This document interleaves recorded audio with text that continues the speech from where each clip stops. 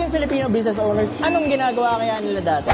Ate, anong negosyo mo? Ay, Happy Hearts. Sa Happy Hearts kami, child skill development, may mga grading student kami doon from nursery, childcare, until elementary. Anong ginagawa mo bago ka magnegosyo? Ako isang teacher din sa isang another school.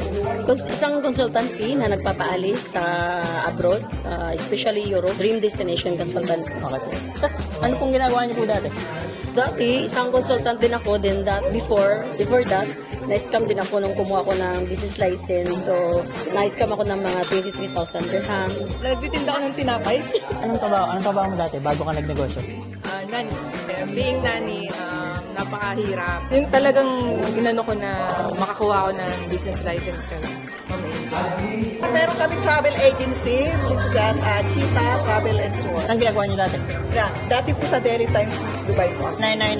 Anong negosyo mo? Ay, ako, bali ano siya sa musical instruments, like repairs, basta sa music. Okay po. Tapos, anong ginagawa niyo before? Sa office, sa finance. Ang negosyo mo dito sa Dubai.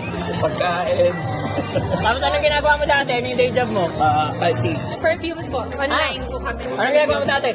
Therapist po. Hanggang ngayon naman therapist. Anong advice mo sa mga Pilipinong gusto maging negosyante? Tuloy lang kung ano yung gusto sa buhay. Then, person nyo lang yung dream. Maniwala sa sarili. Ay,